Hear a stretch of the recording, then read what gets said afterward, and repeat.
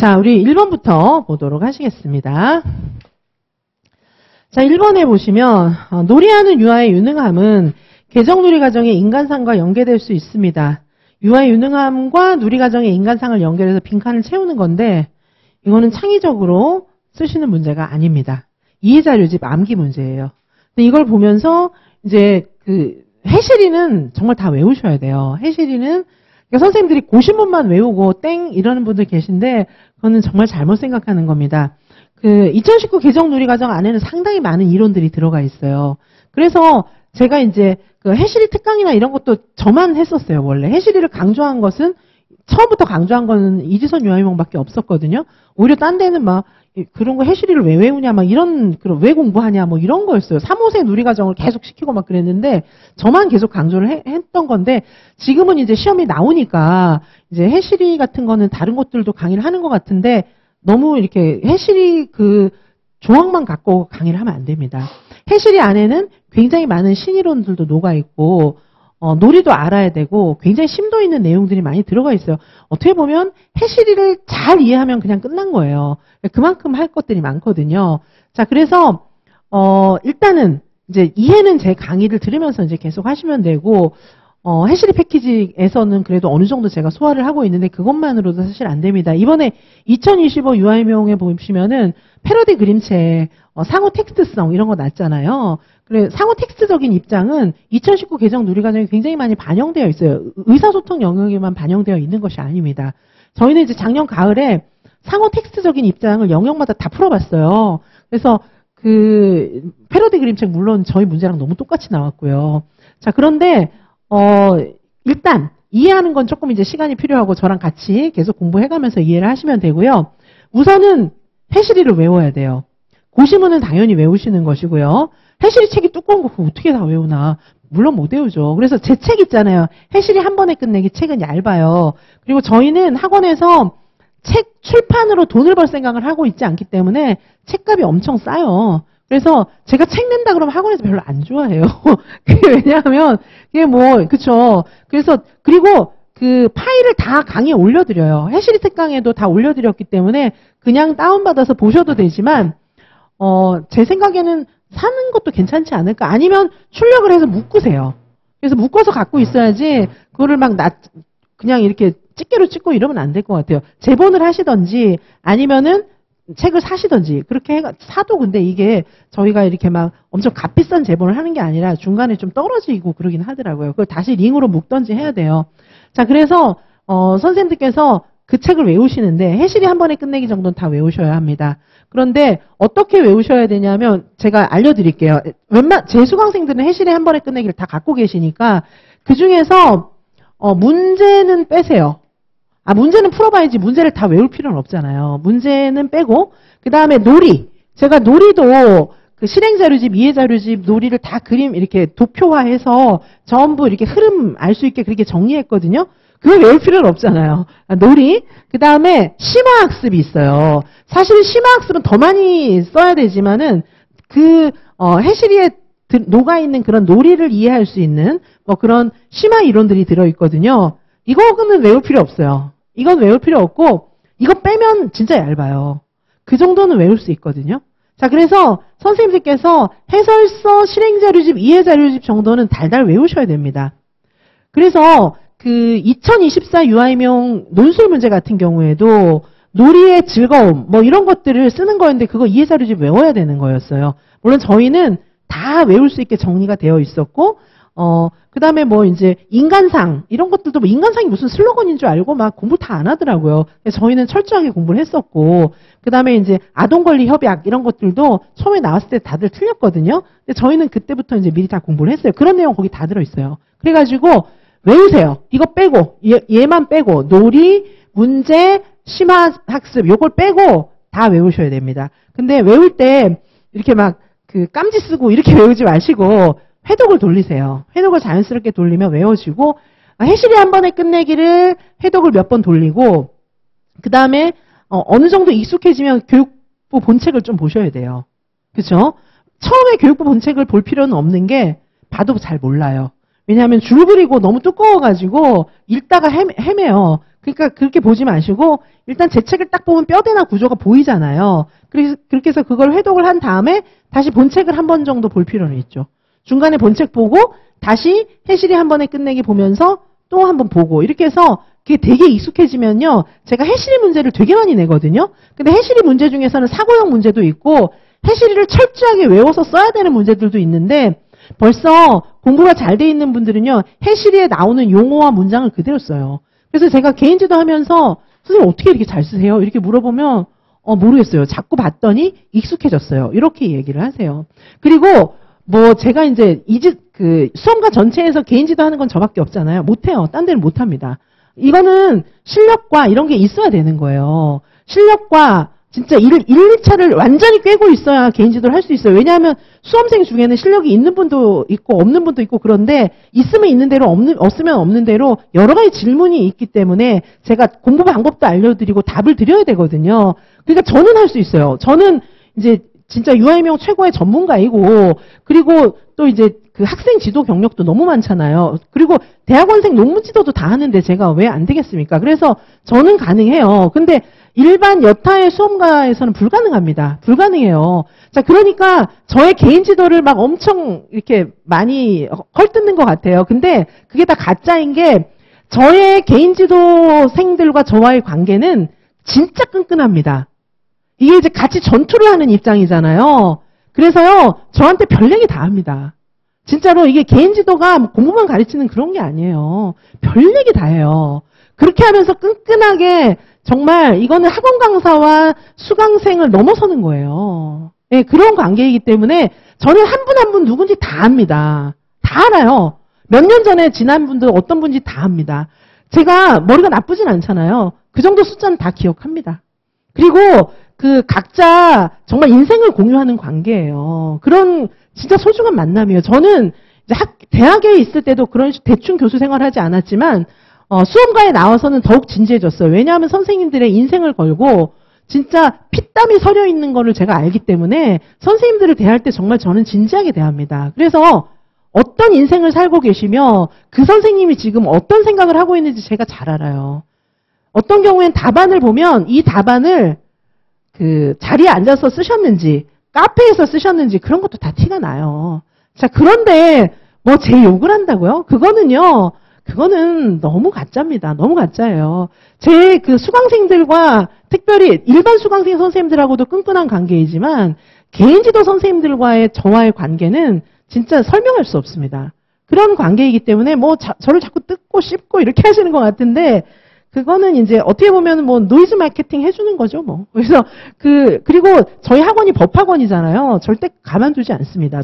저는 가만히 있어요. 저는 가만히 있는데 이게 지금 저희 학원이 근데 좀 신사잖아요. 저희 학원은요, 환불도 진짜 잘해줘요. 이렇게 정석으로 교육부에서 만들어준 지침대로 환불하는 건 저희밖에 없는 걸로 알고 있어요. 그런데 저희는 신사예요, 학원이. 왜냐하면 저희 집 강사진들 보면 전부 변호사예요. 전부 변호사고 로스쿨 출신이고 막 이렇기 때문에 그냥 변호사가 널려 있어요. 자, 그런데 이제 행사하지 않아요, 잘. 근데 저번 날에는 학원이 좀 열받았더라고요. 저를 찾아오셔갖고 뭐라 하시더라고요. 얘기를 하시던데 좀 도가 지나쳤나 봐요. 근데 스캔은 다 해요. 학원이니까. 스캔은 다 하는데 저는 이제 노이즈 마케팅 해줬는데 괜찮아요. 이러고 그냥 많은데 이거 다 가짜예요. 이렇게 얘기를 했는데 이제 학원은 열을 받는 거예요. 자, 그래서 그 개인지도 수강생들과 저의 관계는요. 그리고 뭐 횟수 이런 거 저는 상관 안 해요. 그 선생님들마다 왜 어떤 때는 몸이 아플 때도 있고 그리고 그 저랑 개인지도 한다고 갑자기 일사천리로 공부를 막 엄청 많이 하고 막 이런 건 아니잖아요. 공부하다가 슬럼프도 오고 막 이러잖아요. 그럼 저랑 약속했는데 안 나타나시는 거예요. 그럴 때도 있어요. 그러면 제가 이제 막 전화해갖고 선생님 왜 그러세요? 얘기도 하고 약속도 다시 잡기도 하고 그리고 이제 일병행 유감함들 같은 경우에 시간이 없잖아요. 그럴 경우에는 한 번에 문제를 다 못 풀어와요. 그러면 2번, 3번으로 쪼개서 해주기도 하고 그리고 어떤 분들은요. 아기가 새벽 1시, 2시 돼야 잠드는 경우도 있어요. 그러니까 이제 집안일 다 끝내고 막 이러고 나면 그러면은 그 시간에 만나기도 해요. 그리고 어떤 분 진짜 이제 굉장히 다양한 케이스들이 있어요. 시부모님한테 쫓겨나는 분도 계시고 막 진짜 케이스가 많습니다. 그런 경우에는 제가 쪼개서 만나드리기도 하고 그리고 딜레이 해드리기도 하고 여러 가지 케이스들이 있어요. 그래서 이거는 그 말이 개인 지도지 정말 인생을 공유하는 거예요. 그렇게 해야 선생님들이 저로 인해서 붙지 않겠습니까? 선생님들의 마음이 제가 잠깐 사무적으로 50분 딱 만나주고 뭐 이렇게 한다고 공부가 되겠습니까? 그렇게 해서 되는 게 아니에요. 저도 그런 사랑을 받았고, 저도 이제 저를 가르쳐 주신 교수님들이나 저는 훌륭한 분들 많이 만났어요. 아까 뭐 제가 한국교육과정 평가원, 한국교육개발원 이런 데서 뭐 이제 차량 나오고 뭐 이런 얘기도 했잖아요. 제가 이제 그 평가원장님한테 친하니까 평가원장님한테 우리 어디 가요? 막 이렇게 얘기했더니 막 좀 약간 좀 답을 잘 안 하시는 거예요. 그래갖고 나중에 제가 아니 왜 그러셨어요? 막 이렇게 물어보니까 야 너는 이 평가원장이 운전기사 눈치 보는 거 모르냐? 막 이렇게 얘기를 하는 거예요. 이게 공인이잖아요. 그럼 오히려 막 운전기사 눈치 보는 거예요. 어디 가는지 이게 동선이 다 나오는 거예요. 사적인데 잘 못 가는 거예요. 자, 저는 진짜 많은 사랑을 받았어요. 그래서 제 나이에 비해서 저의 그 인지의 세계가 훨씬 넓거든요. 그런 것들은 제가 받은 거예요. 저는 좋은 사람들을 진짜 많이 만났어요. 그 선생님들이 좀 놀랄만한 그런 유수한 학자들도 많이 만났고, 그리고 이제 비공식적으로 좋은 분들도 진짜 많이 만났어요. 근데 그런 속에서 제가 이제 이 생각이 넓어진 거거든요. 그래서 저는 받은 사람이기 때문에 줄 줄도 알아요. 그래서 저는 그렇게 이렇게 몇 회 이런 게 정해져 있잖아요. 그거에 그렇게 얽매이는 건 아니에요. 물론 근데 이제 바쁜 시즌에는 선생님들이 너무 많으니까 그런 경우에는 또 이제 어쩔 수 없죠. n분의 1을 해야 되겠죠. 왜냐하면 모든 분이 다 절박하신 거잖아요. 특히 2차 볼 때는요. 문제를요. 한 수백 문제를 샘플을 가지고 선생님들한테 입맛에 맞게 다 드렸어요. 그러니까 그 선생님들의 상황도 다르고 장단점도 다르고 지역도 다 다르잖아요. 그리고 제가 갖고 있는 동영상 샘플은 엄청 많아요. 합격생들도 너무 많이 배출을 했고 제가 학교에 있을 때부터 갖고 있는 자료가 너무 많기 때문에 심지어는 저한테 교생 실습 나가서 자료 달라는 분들도 계세요. 그래서 진짜 온갖 자료도 다 드리고 전천후로 케어를 하기 때문에 개인 지도를 할 수 있는 겁니다. 그렇지 않으면 못해요. 2차는 개인 지도뿐만 아니라 수업 자체를 모르는 것 같아요. 개정 누리과정으로 바뀐 이후에 이론도 모르고 현장도 너무 모르는 것 같아요. 그러니까 자꾸 수험생들이 다 떨어지고 오수하고 이러는 거 아니겠습니까? 근데 그걸 알아요. 수험가에서도 알아요. 저 혼자 정상적으로 잘하고 있다는 걸 다 알기 때문에 상당히 많은 견제가 들어오고 있어요. 그런데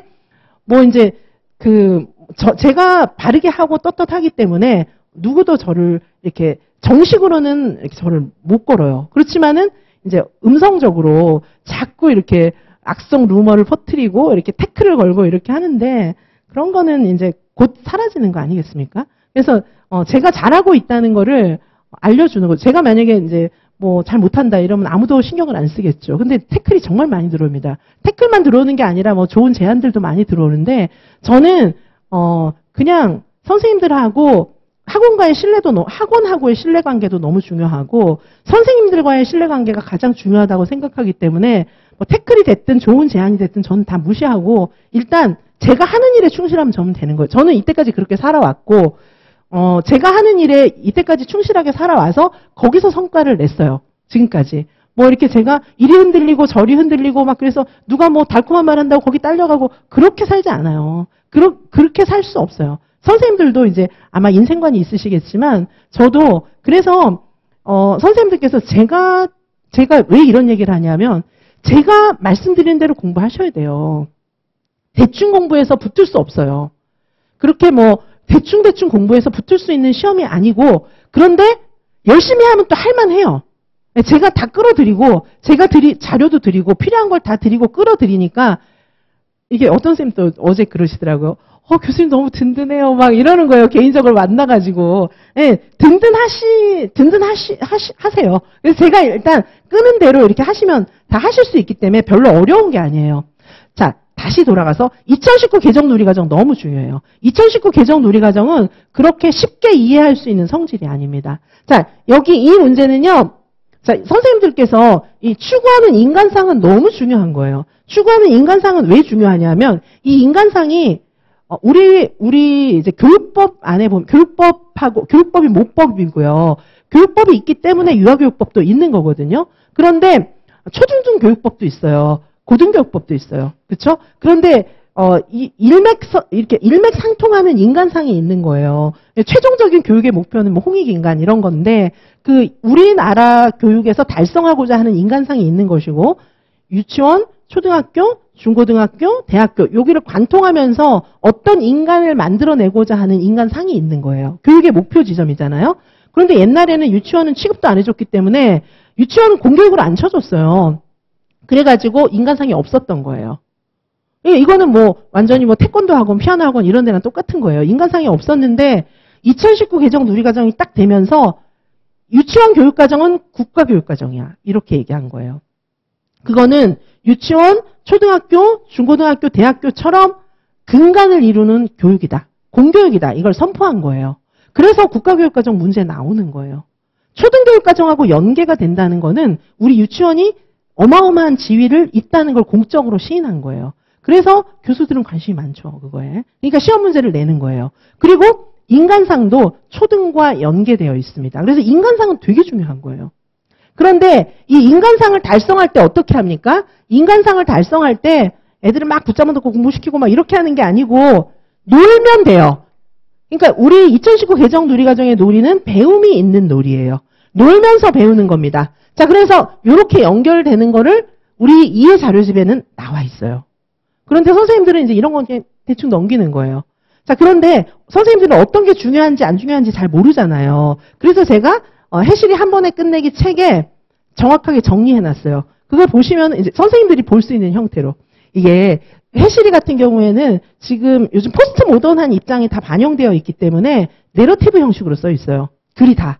내러티브 형식으로 써 있는 거를 이제 이건 수험 공부엔 적합하지 않아요. 그래서 제가 이걸 다시 텍스트 형태로 바꾼 거예요. 그래서 요약 정리를 딱 해놨거든요. 그래서 선생님들께서 해실이 책을 보면 이해가 안 될 거예요. 내러티브로 써 있으니까. 그러나 제가 텍스트 형태로 바꿔놨기 때문에 제 자료를 보면 이해가 가요. 그러면 이걸 가지고 다시 해실이 책을 보면은 이제서야 이해가 갈 거거든요. 외우는 거는 제가 정리해 놓은 내용을 외우시면 됩니다. 자, 그래서 여기 해설에 보시면 이거는 뭐 창의적인 그런 문제가 아니에요. 창의적인 문제가 아니고 대부분 창의적인 문제가 별로 없어요. 선생님들이 시험이 어렵다고 하시는 거는 사실 열린 문제 창의적인 문제가 별로 없거든요. 공부를 안 했기 때문이에요. 제가 선생님들이 자꾸 뭐 열린 문제가 많은 줄 아는데 제가 보면 공부를 안 했는데 뭐 이런 생각이 들어요. 왜냐하면 문제를 보면은 진짜 이해하고 암기하고 문제를 푸는 걸 연습했으면 다 쓸 수 있어요. 그렇게 막 열린 문제 뭐 선생님들 입장에서는 열린 문제인데 제가 봤을 땐 그렇게 열린 문제가 아니에요. 다 답이 있어요. 그래서 이게 이제 안 외우는 거지 뭐. 안 외우시는 거예요. 이거 이해자료집에 똑같이 있어요. 이해자료집에 그림 뭐 있으면서 이렇게 딱 나와 있거든요. 그래서 일단 선생님들은 이 인간상을 외워야 하고요. 그 다음에 놀이하면서 이 인간상을 어떻게 달성할 수 있는지를 매칭해서 외워야 돼요. 이해자료집에 나와 있거든요. 자, 그래서 이거는 그냥 외워서 쓰는 문제인데 이걸 갖다가 이제 이거는 그러면은 한 문제 푸는데 예를 들면 1분도 안 걸리겠죠. 이런 데서는 시간을 세이브해야 되는 거예요. 근데 안 외워가지고 막 고심하면서 창의적으로 쓰고 있으면 이제 안 되는 거예요. 자, 이런 문제는 암기 문제입니다. 자, 그래서 이거는 놀이 이해 자료집에 보면은 놀이하면서 배우는 유능한 유아 이런 파트가 있어요. 그래서 여기서 개정 놀이 과정에 인간상과 이렇게 연결이 되어서 이렇게 딱 서술하고 있습니다. 근데 이게 너무 유능하잖아요. 선생님들 공부 자기주도 학습 하기 너무 어렵잖아요. 근데 얘네는 자기주도 학습을 하는 거예요. 놀면서 막 배우는 거예요. 너무 유능한 거예요. 너 이거 해, 저거 해, 이거 배워, 저거 배워 안 해도 애들이 놀이하면서 배운다는 얘기예요. 너무너무 유능하죠. 자, 몸을 움직이면은 애들 가만히 앉아있는 애들이 어딨어요. 놀면서 막 뛰어다니고 이러죠. 그러면 건강해지는 거예요. 노래하면서 지가 하고 싶은 거 스스로 선택하지 강제로 하는 애가 있나요? 자, 스스로 선택하면서 자주적인 사람이 되는 거예요. 놀이해보세요. 애들이 상상 엄청 많이 하거든요. 막 난리가 나잖아요. 자, 그러면 이게 창의적인 애가 되는 거예요. 그리고 놀이하면서 막 깔깔 웃고 막 신기해하고 막 이러잖아요. 자, 그러면서 감성이 길러지는 겁니다. 그리고 놀이하면서 아까 우리 이제 유아교육 개론에서도 배웠지만은 함께 또래 친구랑 같이 놀이하잖아요. 그렇게 하면서 주변과 관계를 맺으면서 더불어 사는 사람을 인간상을 달성하는 거예요. 자, 요렇게 연결해 두었어요. 이거는 그냥 두 마디 필요 없어요. 그냥 이해자료집에 이렇게 나와 있습니다. 자, 이렇게 보시면 되고요. 자, 그 다음에 2번 문제로 넘어가도록 하겠습니다. 자, 2번 문제 보시면은, 자, 2번 다음은 가의 밑줄 그은 내용에 관한 그런 문제입니다. 자, 가 두 개의 발달 수준이 있다. 근데 누구죠? 비고치키. 그쵸? 비고치키. 두 개의 발달 수준이 있는데 여기다가 또 답까지 써줬어요. 두 개의 발달 수준이 하나는 실제적 발달 수준이고 또 하나는 잠재적 발달 수준이겠죠. 그럼 여기다가 단답으로 잠재적 발달 수준 쓰셔야 돼요. 잠재적 발달 수준 쓰셔야 되고 실제적 발달 수준이 뭔지 쓸 수 있어야 되는데 이게 무슨 창의적인 문제입니까? 이거는 암기 문제예요, 사실상. 그런데 선생님들께서 암기하실 때 이렇게까지 암기를 잘 안 하시겠죠. 근데 이제 우리가 무슨 스캐너가 아니니까 그냥은 안 외워져요. 이해를 하면 이제 외워지는 거예요. 자, 그래서 익숙하게 해서 이런 문제는 그냥 빨리 팍 써야 되는 거예요. 1분도 안 걸리죠, 이런 문제는. 자, 그래서 이렇게 해서 시간을 세이브 하시는 거예요. 근데 이제 안 외우고 있잖아요. 다 안 외워요. 다 안 외우고 막 공부를 제대로 안 해가지고 암기 문제도 사고하고 있으니까 시간이 모자라는 거예요. 그래서 해실이라든가 그 다음에 기본적인 교재에 있는 뭐 개념이라든가 이런 건 다 외워야 돼요. 그런데 이게 억지로는 안 외워져요. 이게 의미를 이해하고 구조를 좀 파악을 하고 자꾸 반복하면서 저절로 외워지는 게 70%. 이제 안 외워지는 거는 이제 막 따로 모아서 외워야 되는 거예요. 자, 그래서 제가 암기장을 계속 반복시켜 드리는 거예요. 그러면 구조가 보이겠죠.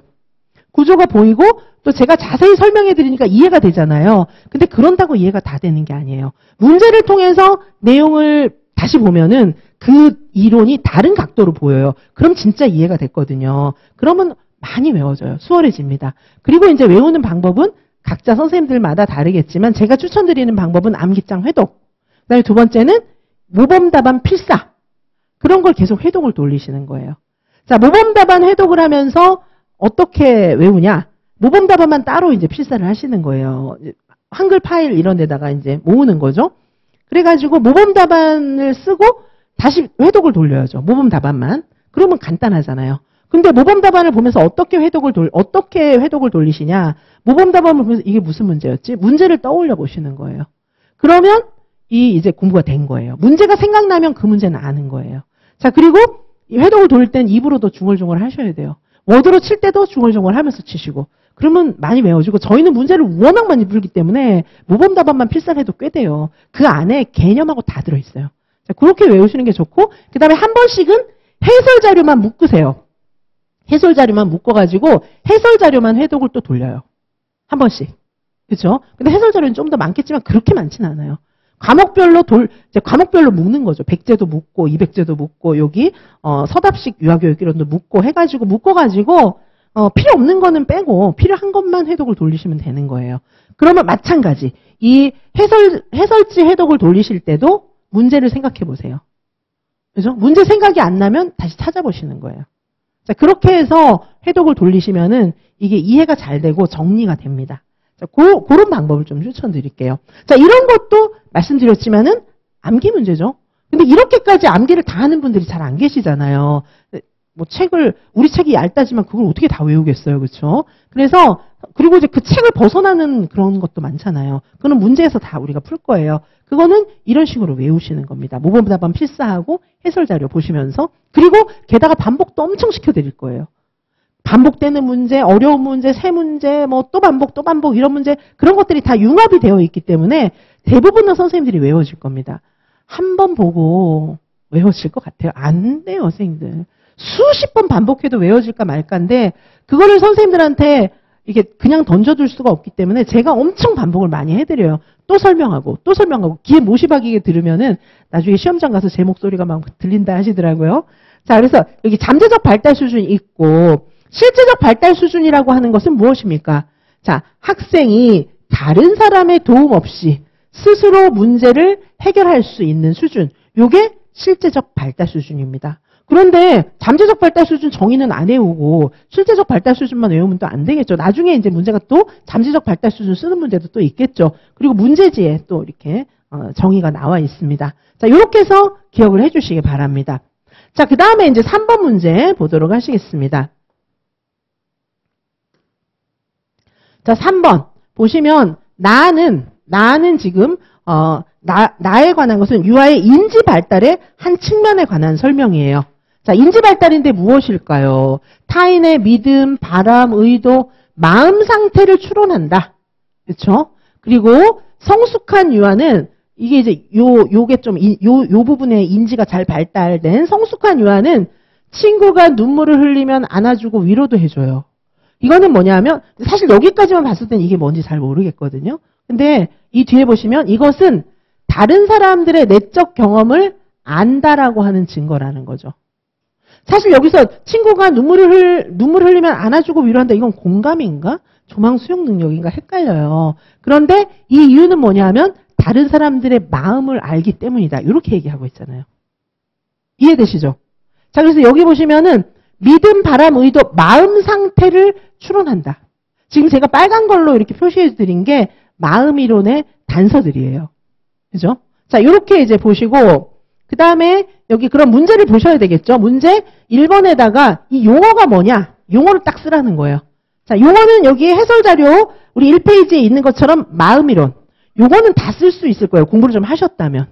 근데 2번이 문제예요. 이런 능력이 유아에게 왜 있어야지?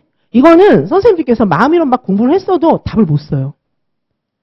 그죠? 근데 이게 뭐냐 하면은 초상집에 가서 울었는데 그때 누가 죽었지 이러는 거는 또 이걸 모르는 거는 그거랑 똑같은 거예요. 애들한테 마음 이론 막 가르쳤어요. 근데 왜 그거 가르쳐요? 애가 그거 알아야 되는 이유가 뭐예요? 모르겠는데요. 이거는 실컷 울고 누구 죽었어요? 여러분 누가 돌아가신 거예요? 여러분 잘 모르겠는데요. 이런 거랑 똑같은 거예요. 근데 의외로 선생님들이 이런 거를 잘 몰라요. 그냥 마음 이론 발달 왜 돼야 돼요? 왜 아이들한테 이걸 가르쳐줘야 되죠? 교수들은 그게 관심이 있거든요. 근데 이제 일반 선생님들은 몰라요. 그냥 가르치는 거예요. 뭐 이렇게 하는 거예요. 그죠? 자, 아까 우리가 설명은 제가 많이 드렸어요.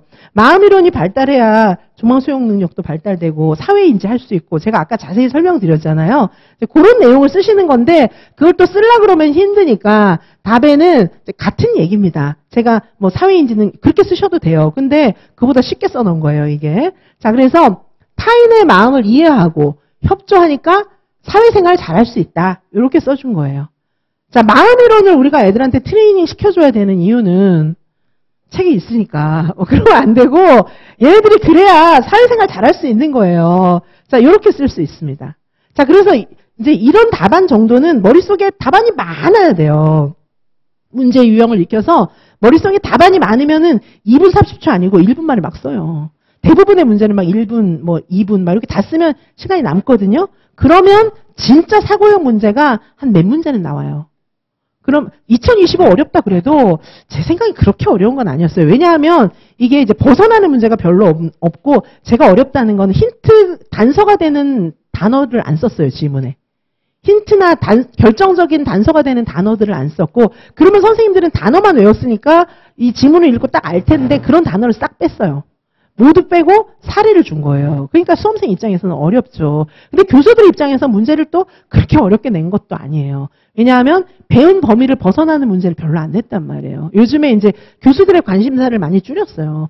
그리고 이제 수험생들이 공부하겠지 싶은 내용들에 충실하게 낸 경우가 있는데, 시험은요, 시험을 보시는 분하고, 시험 문제를 내는 입장은 완전 달라요. 자, 선생님들은 붙으려고 시험 보는 거지만 이 출제를 하는 분들은 떨어뜨리는 게 목적이에요. 그래서 어떤 경우에는 일부러 어려운 문제를 넣을 때도 있어요. 난이도를 맞추기 위해서. 그래서 저희 수강생 선생님이 그러더라고요. 수강생 선생님이 이제 여기서 합격해가지고 모교를 찾아간 거예요. 모교에 찾아가서 막 제 얘기도 하고 그리고 이제 막 교수랑 얘기를 했는데, 이제 본인이 시험 봤을 때 그 교수가 이제 출제 들어갔던 거예요. 그래서 합격했다고 하니까, 야, 너 그거 맞췄어? 막 이제 교수가 물어보는 거예요. 그래서, 네, 뭐 이렇게 얘기하니까, 너 그것까지 어떻게 공부했니? 막 이러더라는 거예요. 그래서, 설마 이것까지 공부한 애가 있을까? 이러고 냈대요. 근데 이제 그 선생님 그걸 맞춘 거예요. 저랑 공부해서 이제 맞추신 거예요. 자, 그래서 출제를 하는 사람들의 입장과 시험을 보는 분의 입장은 굉장히 많이 달라요. 그러니까 선생님들은 출제하는 사람의 생각까지 이렇게 커버해서 공부를 하셔야 돼요. 문제를 딱 봤는데 출제위원의 생각이 보인다. 이러면 그 사람은 합격해요. 2차 문제도 마찬가지예요. 2차 문제를 받았는데 여기서 이걸 묻고자 하는 거야. 이런 걸 간파하면은 붙는 거예요. 보통 수석 합격하고 이런 선생님들은 그런 능력이 좋아요. 원래 타고난 능력이 좋은 게 아니라 생각을 거기에 맞춰서 연습을 하는 거예요. 자, 그래서 선생님들께서 지금 여기에 나오는 것과 같은 이런 문제들은 그냥 외워두셔야 되는 거예요. 지금 말씀드린 근데 그럼 못하겠는데? 상관없는 게 제가 다 파악을 해서 문제를 드리기 때문에 선생님들은 그런 생각은 하실 필요가 없어요. 제가 다 해드립니다. 자, 그래서 여기 마음이론, 우리 아까 오전에 공부한 거잖아요. 그렇죠? 자, 마음이론에서는 마음이론의 정의가 나와 있잖아요. 자, 마음이론은 어떤 거라고 했죠? 추론하는 방법을 의미를 하는 것인데, 자, 자신과 다른 사람이 좀 생각이 다르다, 이런 것들을 이해할 수 있는 것이 마음이론이었어요.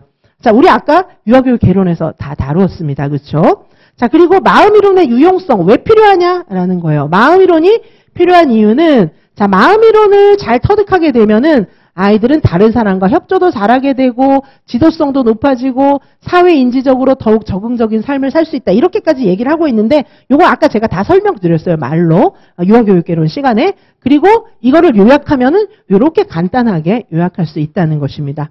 자, 저한테 설명을 들으셨어도 막 이제 시험장에서 예를 들면 이 문제가 나왔어요. 그럼 제 말이 막 생각나는 거예요. 생각 안 날 거예요. 근데 1월에 들었기 때문에 11월에 생각이 안 날 거예요. 근데 이제 중간에 제가 또 수업을 하니까 생각이 나겠지만, 생각이 나도 제가 얘기한 거를 쓰려면 잘 안 돼요. 그죠? 알아도 잘 안 되는, 2분 30초 내에 못 쓰는 거예요. 그래서 웬만한 건 다 연습해갖고 이게 써본 거는 또 쓸 수 있거든요. 써본 것도 어떤 거는 써지고 어떤 거는 안 써지고 막 이래요. 자, 4번까지 보고 좀 쉬도록 하겠습니다. 자, 4번은 뭐 너무 쉬운 거죠. 우리 유아교육개론에서 공부 많이 했던 겁니다. 다의 놀이에 나타난 사회적 유형을 쓰고 그 이유를 설명하라는 것입니다. 자, 다에 지금 어떤 놀이가 나타나 있으니까, 자, 다에. 근데 놀이가 이렇게 막 이론으로 써 있는 게 아니라 사례가 나와 있잖아요. 자, 그러면은 여기 보시면은 미진이와 우혁이는 블록 조각을 갖고 놀고 있어요. 미진이와 우혁이는 블록 조각을 가지고 놀고 있습니다. 그렇죠? 그런데 미진이는 블록으로 인형집 만들고 있죠. 우혁이는 미진이 옆에 앉아서 비행기를 만들고 있어요. 사실 이 지문만 봐서는 이게 단독놀이인지 병행놀이인지가 애매모호하게 나와 있어요. 그죠? 이걸로 봤을 때는 얘네들이 여기 놀고 있긴 하지만 각각 따로 놀고 있잖아요. 전혀 친구를 의식하고 놀고 있지 않잖아요. 그래서 단독놀이인가? 이렇게 생각할 수도 있고, 그 다음에 여기 이제, 뭔가 블록 같은 놀잇감인 이 블록을 갖고 놀고 있잖아요. 그래서 이게 얘 영향을 받고 있는지, 예를 들면 우혁이가 친구가 인형집 만드는 걸 봤어요. 인형집 만드는 거 보고, 저 인형이 비행기 타면 좋겠다. 이렇게 생각해서 만약에 비행기를 만들면은 이거는 이제 병행놀이를 볼 수도 있잖아요. 근데 여기서 봤을 때는 이거는 뭘 강조한 거냐 하면은 얘네 둘이 같은 장소에 있긴 하지만 전혀 의식조차 안 해. 이런 거를 강조하고 있는 거예요. 그래서 여기에는 답을 단독놀이로 냈어요. 단독놀이로. 자, 그래서 두 유아가 같은 장소에서 놀이하지만 독립적으로 놀이하기 때문에 이거는 혼자 놀이로 볼 수 있다. 이렇게 답을 낸 거예요. 그런데 여기서는 이제 이런 문제가 나오면은 병행놀이로 낼 분들도 많죠. 왜냐하면은 똑같이 블록을 갖고 노니까. 그렇죠? 근데 요거는 단서가 조금 더 필요합니다. 확실하게 답을 주기 위해서. 근데 지금 상태로는 단독놀이가 더 가까워요. 왜냐하면 전혀 얘네 둘이는 아무런 영향관계가 없잖아요. 예를 들면 미진이가 인형집을 만드는 걸 보고 교류는 안 하지만 우혁이도 따라서 인형집을 만들었어요. 이러면 병행놀이가 되겠죠. 그렇죠? 막 흘끔흘끔 보면서 만들고 있어요. 그렇죠? 자, 그래서 요거는 단독놀이라고 볼 수가 있고, 그 다음에 이제 동그라미 2는 뭡니까? 형준이와 유나는 모래놀이를 하고 있어요. 그런데 형준이는 모래로 로봇의 기지를 만들고 유나도 형준이 곁에서 뭐 딴 거 만들고 있어요. 유나 집이 무너지니까 형준이가 와서 고쳐주고 막 이렇게 야 이것도 해봐 막 이렇게 하는 거예요. 자, 이거는 분명히 병행놀이는 아니죠. 근데 둘이서 놀이하고 있으니까 요게 연합놀이인가 협동놀이인가 요게 좀 이제 관건이 되겠죠. 근데 여기 보면은 누가 리더고 막 역할 분담이 있어갖고 이게 지금 막 그러고 있는 게 아니잖아요. 그냥 둘이 상호작용만 좀 하는 거잖아요. 요거는 연합놀이에요. 만약에 이게 협동놀이가 되려면 야 너는 기지를 만들어라. 나는 여기 옆에서 뭐 다른 무기 창고를 만들게. 자, 그럼 우리 이거 2개 해가지고 쟤네랑 전쟁하자. 뭐 이런 식으로 하면은 이거는 이제 협동놀이가 되는 거예요. 근데 이 지문 상태로 봤을 때는 지금 얘네들이 함께 놀이하고 있으나 어떤 연결성도 없다. 요거를 이야기하고 있잖아요. 그래서 요거는 이제 연합놀이가 되는 것입니다. 그렇죠? 자, 그러면 일단 문제를 보고 문제를 읽으시면서 단서를 찾으셔야 돼요. 그렇죠? 그래서 여기 지금 이 동그라미 1번 같은 경우에는 얘네가 병행놀이가 아니라는 단서를 좀 주고 있어요. 그죠? 어떻게? 얘네들이 전혀 의식하지 않고 각자 지놀이 지가 하고 있어요. 이거 하고 있잖아요. 그 다음에 여기 이제 요거는 협동놀이가 아니라는 단서를 많이 주고 있어요. 얘네 둘이 상호작용하고 막 뭔가 왔다 갔다 하지만 그 역할 분담이나 뭐 리더나 어떤 연결성은 없어요. 이걸 강조하고 있어요. 그러면 지문에서 그걸 캐치해가지고 답을 쓰시는 게 필요한 거죠. 자, 일단 그거를 눈치챘으면 그 다음에 뭘 하셔야 됩니까? 그 눈치챈 것만으로 안 돼요. 여기 문제에 보시면은 파트 내 분류 기준에 근거해서 유형을 쓰고 그 이유를 설명하라고 했거든요. 그러니까 이유를 쓸 수 있어야 돼요. 일단 이게 단독놀이인지 연합놀이인지 일단 그걸 알아야 돼요. 그 다음엔 그 이유를 써야 됩니다. 그 이유를 써야 돼요. 근데 작년 2024 UI명은 이유 대잔치였어요 또. 그래서 그 이유를 쓰시오, 그 이유를 쓰시오. 왜 이렇게 이유를 꼬치꼬치 캐물어? 막 이유를 쓰라는 것밖에 없었거든요. 자, 그러면 이유를 써야 돼요. 자, 이유를 쓰라는 얘기를 왜 할까요? 이유. 그죠? 논리성, 객관성. 자, 선생님들의 판단에 논리적으로 설명하라는 거예요. 논리적으로. 근데 키워드만 나열하면 안 되겠죠. 그렇죠? 답답해요 진짜. 이유까지 설명하는 논리성을 보겠다는데 키워드만 나열하면 당연히 안 되겠죠. 그렇죠? 논리성. 또 하나는 뭐냐 하면은 이 객관성이 있어야 돼요. 이게 확보가 돼야 돼요. 논리성과 객관성이 확보가 되어야 합니다. 그러려면 어떻게 해야 될까요? 내 맘이지 뭐. 이렇게 쓰면 안 되는 거예요. 답이라니까? 뭐 이러시면 안 되는 겁니다. 그럼 어떻게 해야 되냐 하면 여기 근거를 제시를 해야 돼요. 근거. 자, 근거 제시가 관건이에요. 근거를 논리적으로 쓰셔야 합니다. 근거를 어떻게 제시할 수 있을까요? 근거는 일단 지문의 근거를 찾는 거예요. 야, 네가 지문에서 이렇게 말했잖아. 이거 있어요. 지문의 근거. 그거는 네가 얘기했잖아. 근거 딱딱. 그러니까 이게 이 답이지. 이렇게 이제 문제에서 근거를 찾는 방법이 있어요. 지문을 제시하는 거예요. 지문의 근거를. 또 하나는 뭐냐 하면 우리가 배운 신의사 예자, 뭐, 그 이론들 있잖아요. 학자들의 이론. 이런 이론적 근거를 제시를 할 수가 있습니다. 그 다음에 또 하나는 뭐가 있을까요? 우리 교사들의 바이블, 2019 개정 누리과정. 누리과정의 근거가 있을 수 있습니다. 자, 요렇게 해서, 요런 근거를 대면 되는 거예요. 자, 그 이유를 설명할 때는 항상 이렇게 그 지문에서 근거를 찾아서 쓰시던지, 지문에 이렇게 이야기하고 있기 때문이다 라고 하던지 아니면은 이론, 삐아즈가 이렇게 얘기했기 때문이다 라든지 아니면 누리과정 59개 내용이라든지 뭐 이런 거를 쓰시면 되는 겁니다. 자, 그래서 여기 답을 보시면은 어떻게 돼 있어요? 단독놀이를 애들이 하고 있는데 두 유아가 같은 장소에서 놀이하지만 각각 독립적으로 놀이하기 때문이다. 이건 뭐예요? 이거는 이론의 근거죠. 이론에 근거하고 있는 것이죠. 그죠? 사례를 이론으로 설명한 거예요. 이론에 근거하고 있잖아요. 단독놀이가 무엇인지, 병행놀이가 무엇인지 알아가지고 같은 장소에 놀이하는 거는 이게 병행놀이잖아요. 그런데 같은 장소에서 놀이하는 건 병행놀이도 있잖아요. 그렇지만 각각 독립적으로 놀이하는 건 혼자 놀이잖아요. 그래서 이거는 이론에 근거해서 쓴 거예요. 자, 연합놀이도 마찬가지예요. 서로 놀이를 도와주고 있지만 놀이를 도와주는 거는 연합놀이도 있고 협동놀이도 있어요. 그렇지만 여기서는 공동의 목표나 역할 분담이 이루어지지 않기 때문에 이거는 협동놀이는 아니다. 연합놀이다. 이렇게 이야기한 거예요. 자, 그래서 여기 이제 지금 이런 근거들이 이제 키워드가 또 들어가 있는 거죠.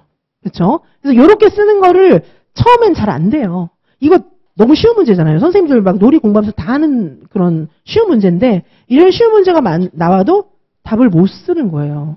자, 그래서 평소에 쓰는 연습이 필요합니다. 자, 여기까지 하시고 우리 조금 쉬었다가 5번부터 좀 빨리 나가도록 하겠습니다.